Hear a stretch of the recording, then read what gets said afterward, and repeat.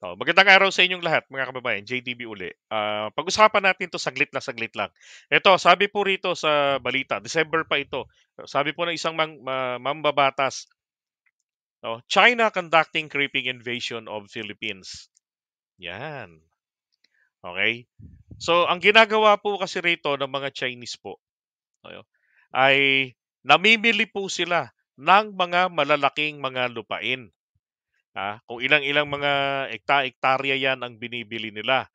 Ngayon, meron po akong, eto nanggaling naman po ito mismo 'tong balitang ito sa aking pinsan na real estate broker.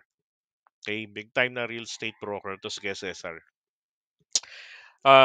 Last time bumisita kami ni misis sa kanya. Alam niyo pinakita niya sa akin yung brochure ng pabahay ni PBBM sa Palawan. Napakaganda po ng pabahay.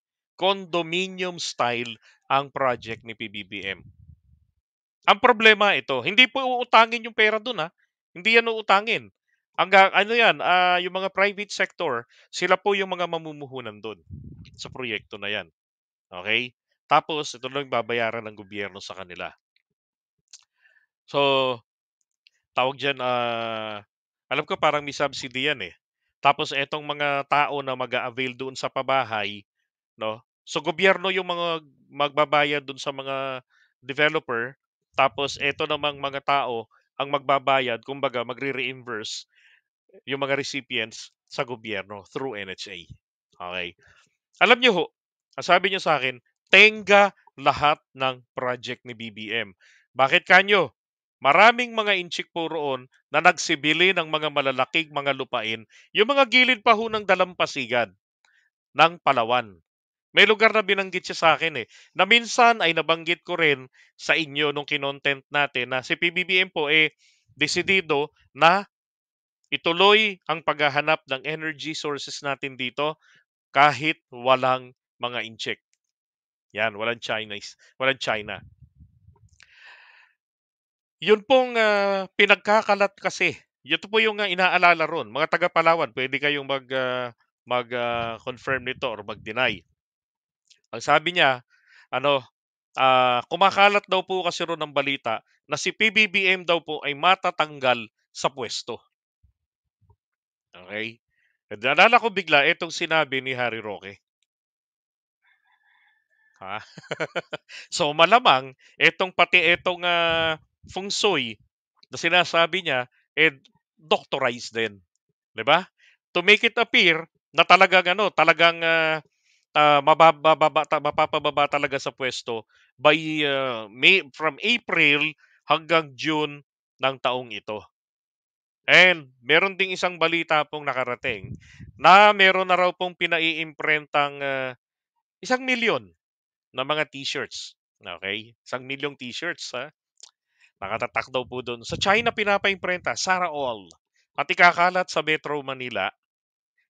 Tapos meron pa daw pong kalakip na ganon. So abangan po natin yan.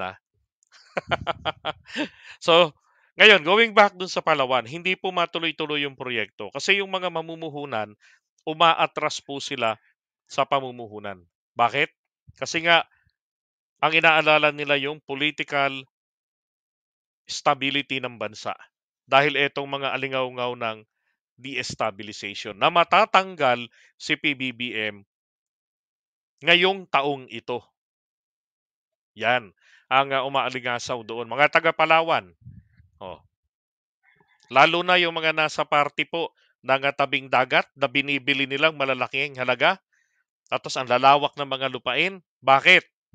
Alam niyo po, doon sa pinakita ko sa inyo na picture na map out na ng PNOC, yung mga resources natin, yung sources, sa paligid po, sa loob labang ng ating territorial waters, sa paligid na yan po, may mga resources tayo, mga natural gas, oil, na pwede palang makuha diyan sa Palawan. Hindi pa po yung yung Recto Bank na nasa labas naman ng territorial water.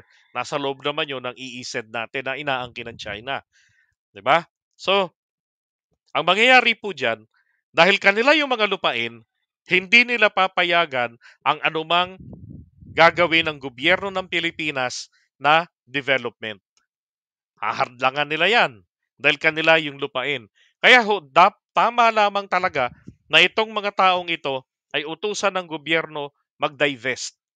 Kung kayo may investment, binili niyo yung lupain na 'yan, ibenta niyo na 'yan ng mura sa gobyerno. Ibenta niyo na sa gobyerno. Bilhin ng gobyerno 'yan by force based on the market value. 'Di ba? Protektahan ang ating sariling lupain mula po diyan sa mga dayuhang singgit. Ang laki-laki ng China, ba't di sila rumagsibil eh? 'Di ba? Eh yung mga taong ito po ay mga dami ng China. Oh. Ang China po ay namumuhunan. Meron silang tinatawag na state capitalism. 'Di ba? Dapat nga may ganun din tayo. So ito ngayon ang namamahala sa kanilang overseas. No. Sipin nyo pagka nakuha nila yon, 'di ba? Ang lalaking mga lupain 'yan. Tapos kukunin yung mga resources doon. Tangay na po nila, tangay na nila yung resources diyan, ganun din doon sa Recto Bank. Now, ano po yung pinaka the best ditong gawin ni PBBM? Ganito po 'yon. Ituloy ni BBM kahit walang in-check sa development. Total, hindi po natin kailangan sila. Yung nasa loob ng territorial waters natin, yan po ay i-develop natin. Kunin natin ang mga resources. Yung mga in-check dyan, bawian ng lupa. Dahil they don't deserve. Dayuhan lang sila. Ang mga ginagawa po, nag-aasawa ng mga Pilipina. Ito namang mga Pilipina, nangangarap lang naman itong maahon sa kahirapan. Pasensya na, madadamay kayo, masasakripisyo kayo. Pero ginagamit lang kasi kayo ng mga inchik na to para sa kanilang sariling interes. Sipin nyo yung gusto nang gawin dito sa Pilipinas. Diba? Grabe. Tapos, pagdating po diyan ng panahon na tayo po yung mga kukuha na diyan, mainam po kumuha tayo ng magaling na kapartner. 'Di ba? Kung ang Saudi Arabia nagkaroon ng Saudi Aramco, 'di ba? And then ang Dubai, tignan niyo naman yung partner nila, how they were transformed. Palagay ko mas magandang option 'yun, 'di ba? Makipagnegosyo tayo doon sa like-minded natin, sa totoong kaalyado, na hindi po tayo inaagawan, hindi po tayo ninanakawan ng teritoryo natin, 'di ba? Yung hindi tayo ibinabaon sa utang na loob. Yun. And then, sa mga leaders naman natin, sa mga national leaders natin, ipamukha nyo naman. Let's say sa Amerika, let's say sa Inglaterra, sa Australia, na gustong maka-co-joint development tayo dyan, ipamukha nyo naman na makikinabang kayo sa amin. Dapat co-prosperity tayo. Hindi yung parang kumuha lang kami ng bagong amo, bagong mananakop, makikinabang kayo sa resources namin, kami barya-barya lang. Dapat kung ano ang ginawa niyo sa Saudi Arabia, sa Dubai, 'di ba? Sa ibang lugar diyan, dapat ganun din kami. Ganun din dito. And then ito pong ating Maharlika Investment Fund, gamitin po 'yan sa pamumuhunan, 'di ba? Diyan sa oil exploration natin. Yan po pinakamagandang gawin natin dito. Ay nako. Yan yung po binabalita ko sa inyo. Ito po, December lang ito. Pero yung sinasabi ko sa inyo, nitong January lang yan. Naibalita sa akin ng pinsan ko. Kaya sabi niya, tenga ang project namin doon. Sayang. Kasi inaabangan pa nila na magkaroon ng talagang kalinawan etong ipinagkakalat ng mga inchik sa Palawan na masisibak si BBM. At ang inaabangan nila, si Sara Duterte. Bakit po nag-aalala? Ito yan Bakit po nag-aalala ang mga developer? Kasi kapag kasi Sara po ang naupo, ang mangyayari, mabubuhay ang pangungutang ng gobyerno.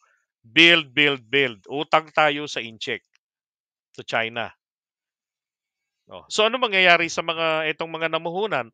Baka nakapagsimula lang sila, tapos napalitan ng gobyerno, papalitan na rin sila.